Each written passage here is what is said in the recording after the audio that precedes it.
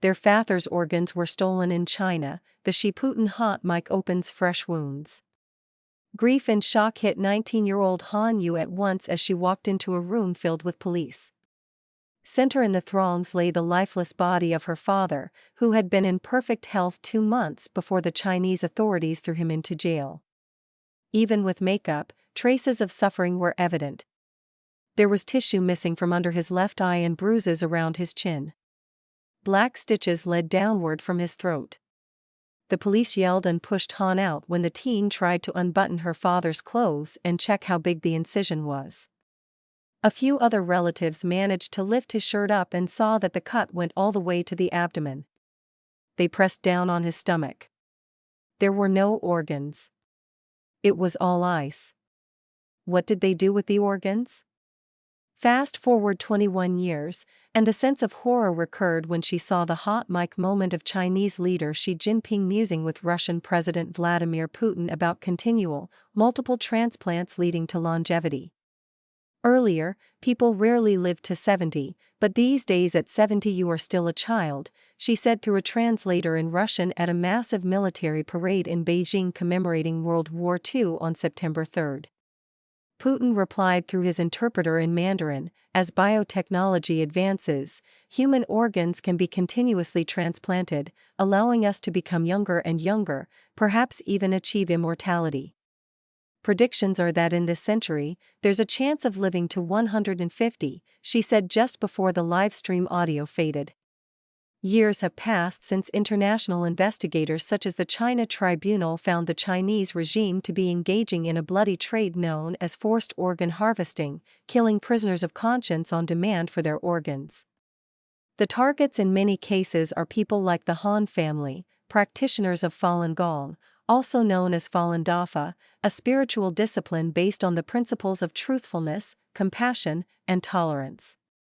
With an estimated 70 million to 100 million practicing in China in the 1990s, their faith has been under attack by the communist regime since 1999. After the authorities stole organs from her father, to hear China's topmost leader discussing continual organ replacement was shocking and chilling, Han told the Epoch Times. The implication here, she said, was an abundance of organ supply in waiting. It makes me wonder, behind this, how many people like my father would lose their lives. He's alive. Illicit organ taking was already prevalent in China during the 1990s.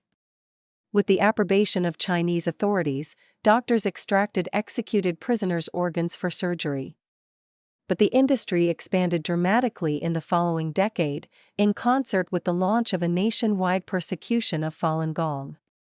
Representative Chris Smith, who has been voicing alarm over the issue since 1998, noted the unusually short waiting time for organs in China that has attracted patients globally. The country, for years, didn't have an organ donation system, and after one was set up in 2015 under international pressure, researchers have noted signs of manipulation with the Chinese organ donation data. You can get an organ in a week, because they go and they kill somebody who matches up with your antigens and everything else, so that there's no or less likely to be a rejection of the organ, Smith previously told the Epoch Times. I've never seen anything like it, except in Nazi Germany, and I think that's what we're talking about here, it's Nazi-like. Han was one of 2 women who spoke to the Epoch Times about losing their fathers in the hands of Chinese authorities, with their organs stolen. Their stories bear many similarities: the unexpected death of their loved ones, heavy police involvement, noticeable wounds on the body, quick cremation, and stonewalling when they sought answers. Jiang Li's father died in January 2009, less than 24 hours after the family saw him in a rare labor camp visit in the southwestern Chinese municipality of Chongqing. It was about halfway through the 66-year-old's 1-year sentence over his faith, and the man wept in learning the new 8-year term slapped on his wife, the reason she was absent from the meeting. The guards made them wait for hours before taking the family to the funeral home. There, a mortuary staffer rattled off a set of rules: no phones, cameras, or other communication or photography devices. He said they had 5 minutes and no more, Jiang wrote in a petition letter, which she sent to Chinese authorities to request redress for her father's case, shared with the Epoch Times. Seeing their father's body pulled out of a morgue freezer, the family rushed close. His face, chest, and legs were warm to the touch, according to the petition. "My dad isn't dead. He's alive," called out Jiang's sister. Panicked, the around 24 guards and officers there shoved the family out, cutting Jiang's palm in the process. "The hospital has issued a death certificate," one woman said, according to the petition. The official explanation, acute heart attack, convinced no one in the Jiang family.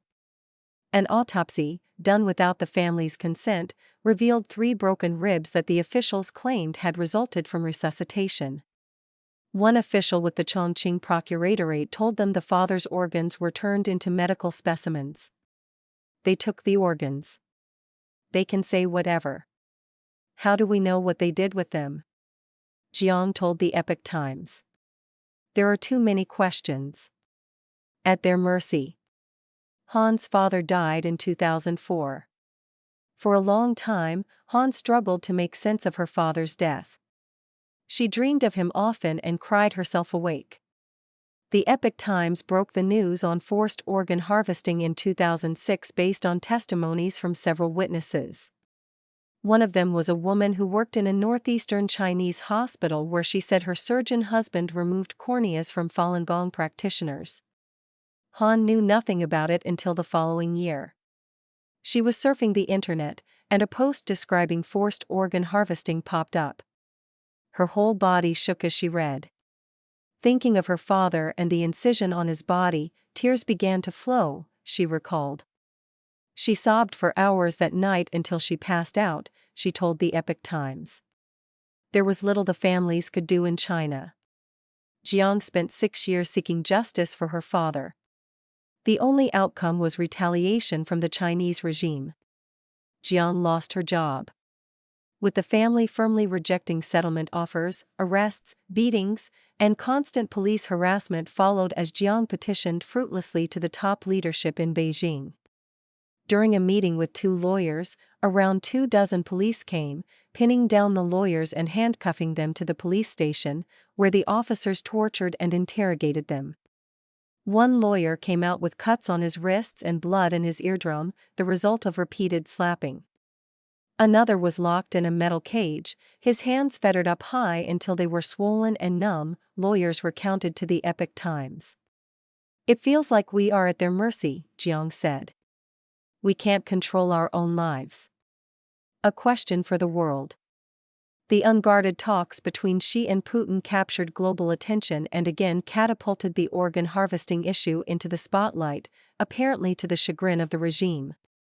The exchange, originally live-streamed through Chinese state media to billions around the globe, has vanished from the heavily censored Chinese internet, with an overseas user of Chinese social media finding that he couldn't send a message with the word longevity through to mainland China.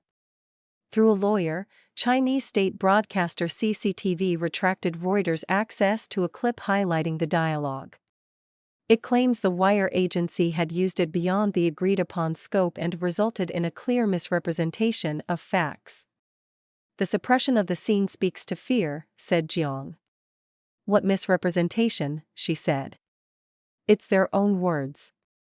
And forced organ harvesting is real."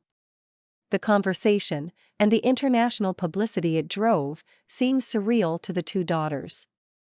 Embedded in the remarks, they said, is an indifference to human life and, by extension, the fragility of people living under the Chinese Communist Party's rule.